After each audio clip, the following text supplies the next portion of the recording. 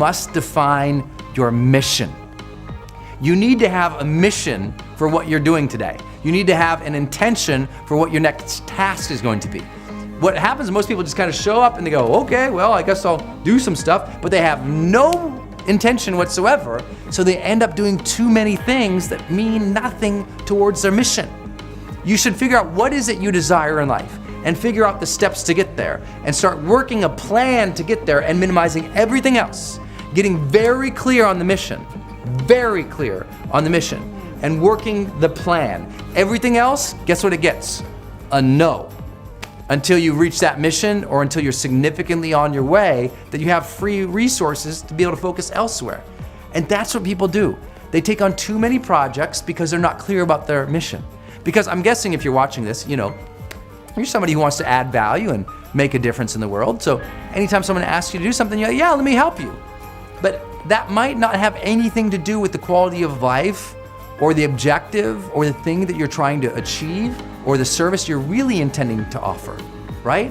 And I know how hard it is because I'm so pulled myself towards causes and towards volunteerism, towards helping so many people. But guess what?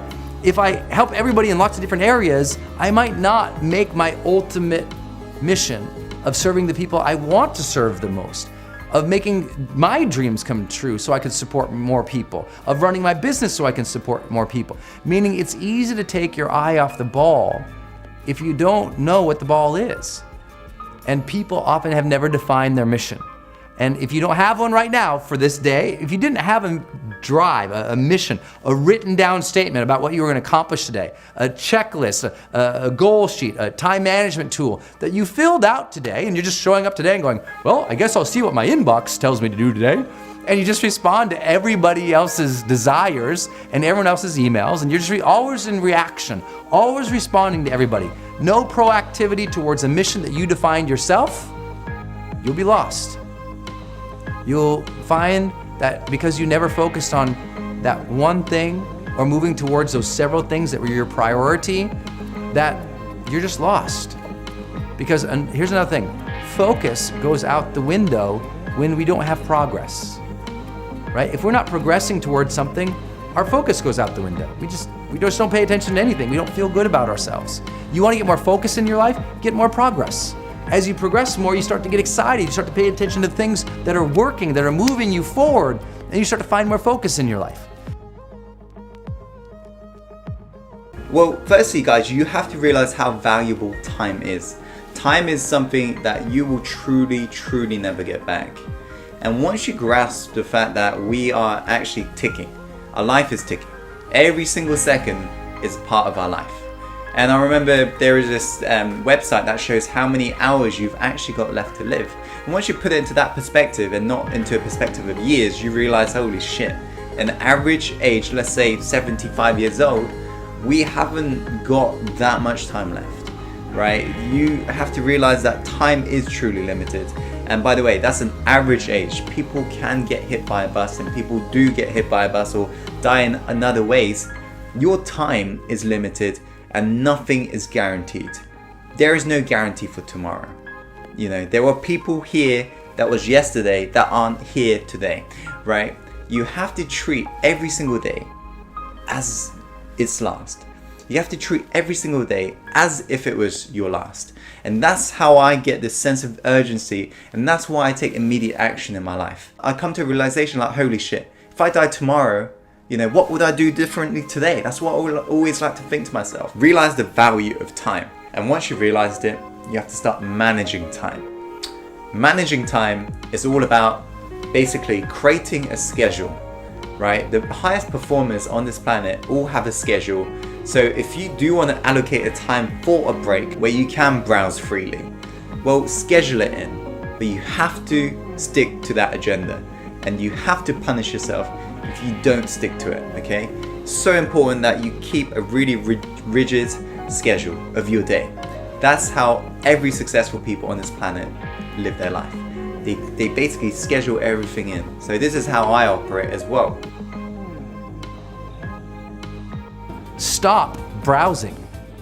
I know maybe you found me because you were browsing somewhere, and I hope you make me part of your focus on your personal development, that I'm a purposeful part of your life. But I can tell you, overall, browsing completely wipes out your focus and your willpower. Even all these little things you're focusing on are utilizing all your brain's resources. And over a period of time, when you stop browsing and you go back to focusing on something, guess what? You tend not to be able to focus on one thing and get things done. You start multitasking and doing lots of things, but where your work isn't really focused, nothing gets accomplished. So what happens is your brain is fatigued. Guess what happens to your brain fatigue? You find yourself sitting with a bag of potato chips, and what do you do when you have the remote control? You're just flipping randomly through things. Do you ever notice that? Meaning it's easier to become distracted the more distracted you are. Meaning the more that you aren't focusing on one thing at a time, the more problem you're gonna have later on to complete one thing at a time. And I know that makes sense, but here's this simple solution if you missed it. Stop browsing so much. All those browsing, all those tweets that you're reading, all those news feeds that you're reading, guess what? Every time you look at them, guess what your mind has to do? It has to make a decision, pay attention or not pay attention. And that decision is costing you focal power and resources later on, even if you don't know it. Now some people say, well, Bredon, I study neuroscience too, but all those little things I see, those are firing off my dopamine and my vasopressin. I'm getting excited because I'm seeing all these things. My mind feels rewarded by seeing all these things, making all these decisions. And it is true. That's why it's such a frenzy, and it becomes so addictive, but it also becomes so fatiguing. And if you're constantly fatiguing your brain by focusing on a million things, you'll never get your focus power back. Does that make sense? So stop making so many decisions by stop browsing things to decide whether or not you should pay attention to them. Just stop browsing. When you do things, do them intentional. If you're looking for something, search for that one thing, find it, you're out. Stop clicking on all the blue links, stop swiping all the apps and all the pictures. Do the things that are gonna move you forward. There is tremendous power in controlling the focus of your mind. There is no capability difference between you and someone you consider to be an ultimate role model of success. The only difference is they've learned to use their mind and body with more power on a consistent basis. They've learned to manage their state, they've learned to use their body effectively, and they've learned to control their mental focus. Whatever we concentrate our focus on consistently and strive to learn from and make new distinctions about, we will get great at. I don't care what it is, if you focus on it daily and you strive to be better, you're gonna make little distinctions that'll make you more and more effective every single day. So you better decide what you wanna focus on in your life and what you wanna experience on a daily basis, because that's where your power is gonna come from. That's where your power is gonna emit from. That's the genesis of your power. And you gotta remember, whatever you focus on is what you get. I just want you to say no to everything immediately from now on, always. Now that goes against the grain of a lot of people say, well, no, life is about saying yes. Well, yeah, a lot of people have said yes to everything and that's why they're miserable. I want you to say no just at first, just so you can check it against your mission. I don't want you to say yes or commit to any projects immediately anymore.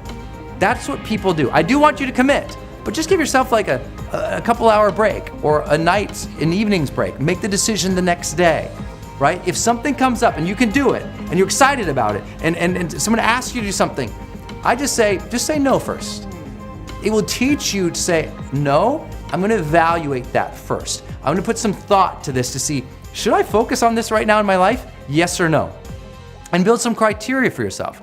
You know, if you think about the time, energy, resources, and effort and sanity that you're gonna have to put into something, well, you should get something more out of it than you put in, right? You should be able to draw, some return on investment or future value out of it, or your own personal development or your improvement to your lifestyle from it.